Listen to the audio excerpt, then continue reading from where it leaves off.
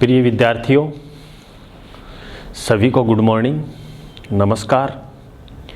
आज हम BCom part प्रथम वर्ष के लिए ईएफएम पेपर सेकंड में इंडियन बैंकिंग फाइनेंशियल सिस्टम के अंतर्गत भारतीय बैंकिंग एवं वित्तीय व्यवस्था में यूनिट संख्या 4 का हम अध्ययन कर रहे हैं, जिसमें हम चैप्टर है म्यूचुअल फंड, पारस्परिक निधि या साझा कोष में आज का टॉपिक है कि characteristics and objective of mutual fund, पारस्परिक निधि की विशेषताएं तथा उद्देश्य।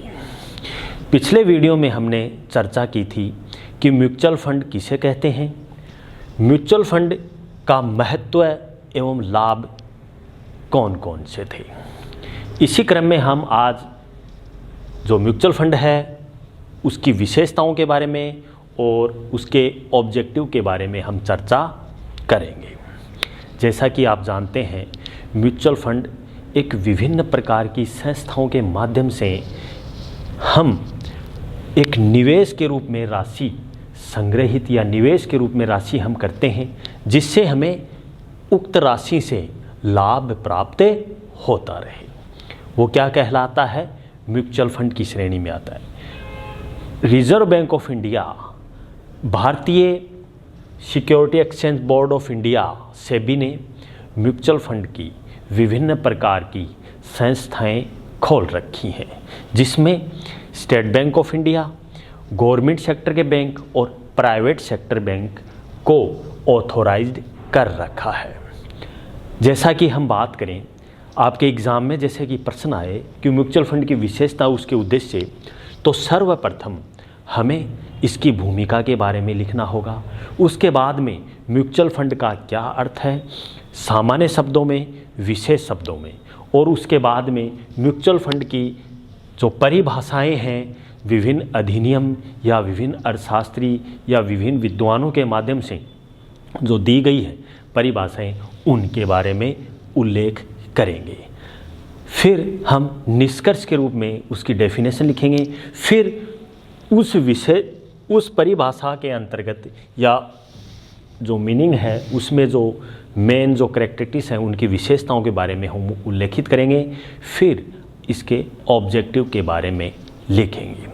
अब हम चर्चा करें कि म्यूचुअल फंड किसे कहते हैं।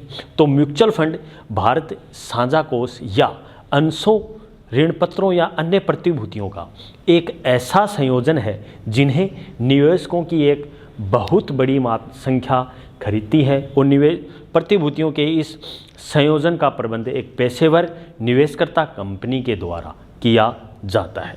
प्रतिभूतियों के ऐसे प्रत्येक संयोजन को, जिसकी अपनी एक विशिष्ट निधि होती है, पारस्परिक निधियां या साझा कोष इसे हम कह सकते हैं। परिभाषाओं की बात करें तो सेबी पारस्परिक निधि नियमन अधिनियम 1994 में म्यूचुअल फंड को परिभाषित किया है, जिसमें सेबी ने कहा है कि पारस्परिक निधि एक प्रयोजक के द्वारा एक ऐसा प्रन्यास के रूप में स्थापित निधि है जिसका उद्देश्य प्रन्यासियों के माध्यम से प्रतिभूतियों में निवेश हेतु इस नियमन के अधिनियम एक या एक से अधिक योजनाओं के अंतर्गत जनता में इकाइयों के विक्रय के माध्यम से धनराशि जुटाना है। तो ये म्यूचुअल फंड हुआ।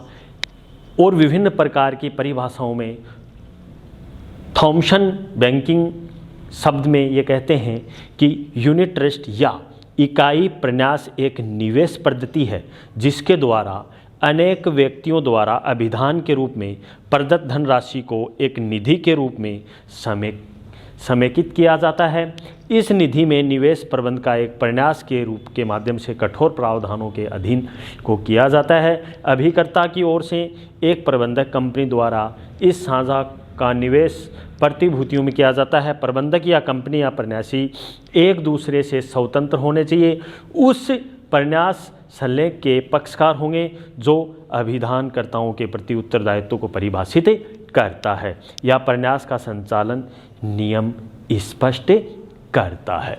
तो इसी क्रम में इसकी हम अंतिम डेफिनेशंस के रूप में बात करें तो म्यूचुअल फंड एक ऐसी कंपनी है जो आम जनता को अपनी इकाइयां निवेश या विलय करने में धनराशि जुटाती है। इस धन को विभिन्न कंपनियों के अंशों और ऋण पत्रों में लगाती है, जिसके द्वारा धारित अंशों या ऋण पत्रों बाजार मूल्य पर भी इनके द्वारा दी गई इकाइयों निवेश विलेखों पर मूल्य निर्भर करता है।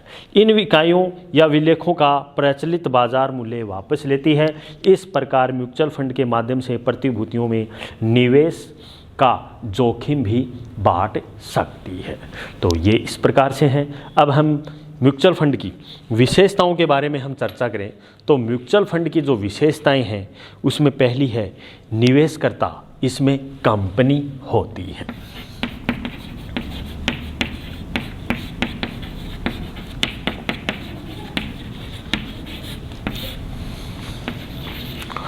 निवेशकर्ता कंपनी, इन्वेस्टमेंट कंपनी। किस प्रकार से? पारस्परिक निधियों द्वारा निवेश हेतु जो भी निधियों को प्राप्त करना धन का मुद्रा बाजार या पूंजी बाजार में प्रतिभूतियों या अन्य विलेखों उनके कोषों में निवेश करती हैं। दूसरा है इकाइयों का विक्रय।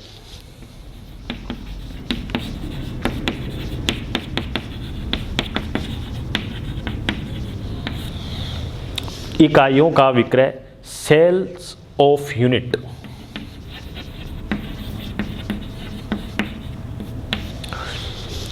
इकाइयों का विक्रय से यहाँ तात्पर्य है कि पारस्परिक निधि द्वारा निवेश हेतु कोष जुटाने हेतु स्वयं की प्रतिभूतियों में, जिसे सामान्यतः इकाई कहा जाता है, विक्रय किया जाता है। ये इकाइयाँ सामान्य जनता द्वारा निवेश की दृष्टि से खरीदी जाती हैं और जनता द्वारा इन निधियों को इकाई में निवेश करके पूंजी बाजार में निवेश का परोक्ष लाभ भी उठाया जाता है।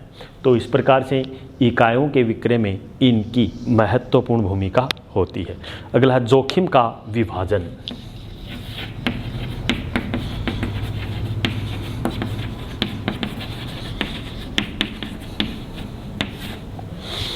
जोखिम का विभाजन, डिस्ट्रीब्यूशन ऑफ रिस्क।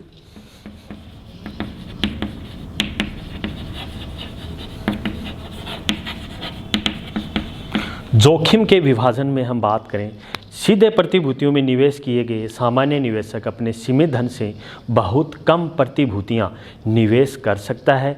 यदि इन प्रतिभूतियों में बहुत अधिक गिर जाती हैं तो भारी हानि उठानी पड़ती है। दूसरी ओर पारस्परिक निधियां जिसमें एक स्पष्ट निवेश करता है, जिसमें अनगिनत प्रतिभूतियों में निवेश कर सकती हैं। इसलिए कुछ कंपनियों ने प्रतिभूतियों के मूल्यों में कमी हो जाने से, शेष मूल्य में वृद्धि होने से पारस्परिक निधि को समुचित लाभ प्राप्त हो जाता है।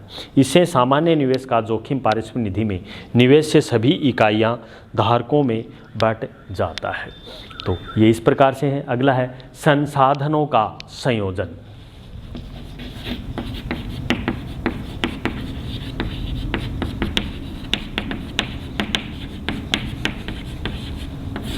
संसाधनों का संयोजन में पूलिंग ऑफ रिसोर्स में पारस्परिक निधियों द्वारा अपनी कम मूल्य पर इकाइयां बेचकर भारी मात्रा में धनराशि प्राप्त की जाती हैं।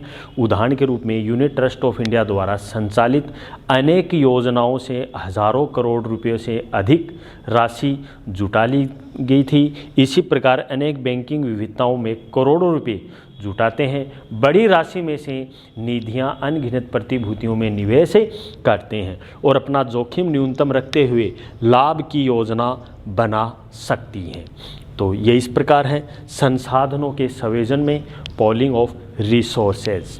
तो अगला है विशेषताओं में परियोजक का होना।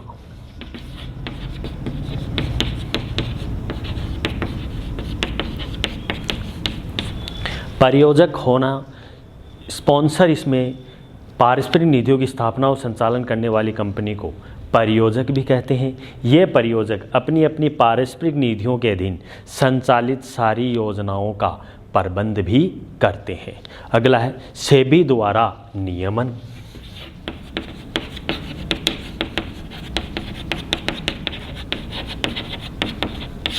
सेबी के द्वारा नियमन होता है रेगुलेशन बाय सेबी।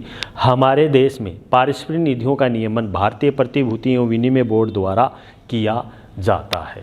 इस प्रकार प्रकारों की विविधता डाइवर्सिफाइड में ये निधियाँ कई प्रकार की होती हैं, जिसे हम वृद्धि निधियाँ, आय निधियाँ, तरलता निधियाँ, मुद्रा बाजार पारस्परिक निधियाँ, संतुलित निधियाँ, खुला सिरा निधियाँ और बंद सिरा पारस्परिक निधियाँ भी इसे कहते हैं। अब हम चर्चा करें कि पारस्परिक निधियों के उद्देश्यों की। तो पारस्परिक निधियों के उद्देश्यों में प्रथम है छोटे निवेशकों को बाजार के अनुरूप आय प्राप्त करने वाले अतिरिक्त निवेश के अवसर उपलब्ध कराना। तो पहला तो अतिरिक्त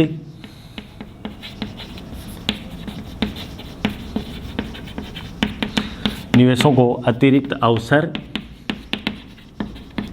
प्रदान करना, इसमें अतिरिक्त अवसर भी प्रदान किया जाता है, तो ये इसका ऑब्जेक्टिव है। दूसरा, मुद्रा बाजार अभिलेखों के वित्तीयन द्वारा सरकारी या अर्ध सरकारी प्रतिभूतियां खरीद करके ऋण आवश्यकताओं को पूरा करना भी माना गया है। बाजार या मुद्रा बाजार को पर्याप्त तरलता प्रदान करना और ऐसे छोटे निवेशकों को मुद्रा बाजार में निवेश के अवसर उपलब्ध करवाना, जिससे सीमित साधनों के कारण अन्य मुद्रा बाजार में निवेश नहीं कर पाते हैं। तो इसलिए छोटे निवेशकों के लिए मुद्रा बाजार का प्लेटफॉर्म, उसका अवसर उपलब्ध करवाना है। मुद्रा बाजार की वित्त व्यवस्था के लिए अतिरिक्त संसाधन जुटाना, विशेष रूप से जब सरकार को वित्त जुटाने में काफ़ी कठिनाई हो। छोटी वस्तुओं को इसमें गतिशील करना, जो छोटी वस्तुएं हैं उनमें गतिशीलता प्रदान करना है।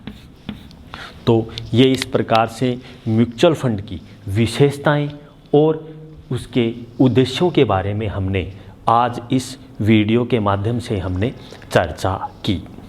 जैसा कि हम पुनः एक बार रिवीजन के रूप में देखें कि म्यूचुअल फंड की विशेषताएं और उद्देश्यों में, तो सर्वप्रथम निवेशकर्ता इसमें कंपनी होती है, इकाइयों का इसमें विक्रय होता है। इकाइयों में हम बात करें यहाँ पर यूनिट्स की होती है, जिसमें रुपया निवेश किया जाता है। जोखिम का इसमें विभाजन होता है, जो रिस्क है वो डिवाइडेड होती है, इसलिए डिस्ट्रीब्यूशन ऑफ रिस्क होती है। संसाधनों का संयोजन इसमें पाया जाता है। परियोजक या स्पॉन्सर का इसमें होना होता है। SEBI security exchange board of India के द्वारा नियमन एवं नियंत्रण किया जाता है। तो ये तो मुख्यतया इसकी विशेषताओं की हमने चर्चा की। और उद्देश्यों में मैंने आपको बताया, जिसमें छोटे निवेशक हैं उनको बाजार के अनुरूप आय प्राप्त करने वाले अतिरिक्त निवेश के अवसर प्रदान कराना है। मुद्रा बाजार के विलेखों के वित्तीयन द्वारा सरकारी या अर्ध सरकारी प्रतिभूतियां खरीद के ऋण आवश्यकताओं को पूरा करवाना है। मुद्रा बाजार में प्राप्त तरलता प्रदान करना है। ऐसे छोटे निवेशकों को मुद्रा बाजार में निवेश के अवसर उपलब्ध कराना, जो अपने सीमित साधनों के कारण अन्यथा मुद्रा बाजार में निवेश नहीं कर सकते हैं। तो इस प्रकार छोटी छोटी बचत हैं उनको गतिशीलता प्रदान करना है। तो ये इस वीडियो में हमने संक्षेप में जो पारस्परिक निधियां हैं उनकी विशेषताएं और उनके उद्देश्यों के बारे में हमने चर्चा की है। अब हम नेक्स्ट वीडियो में चर्चा करेंगे कि म्यूचुअल फंड के कौन कौन से प्रकार होते हैं, या पारस्परिक निधि या साझा कोष के कौन कौन से प्रकार होते हैं। क्योंकि आपके एग्ज़ाम में म्यूचुअल फंड से संबंधित प्रश्न पूछा जाता है, जिसमें पारस्परिक निधियों की विशेषता या उद्देश्य, या पारस्परिक निधि का महत्व या लाभ, या पारस्परिक निधि जो है, पारस्परिक निधि के कौन कौन से प्रकार होते हैं, उनसे संबंधित पर्सन आपसे पूछा जाता है। तो अब हम नेक्स्ट वीडियो में चर्चा करेंगे पारस्परिक निधियों के प्रकार। तब तक के लिए बहुत ही बहुत धन्यवाद। Thank you very much.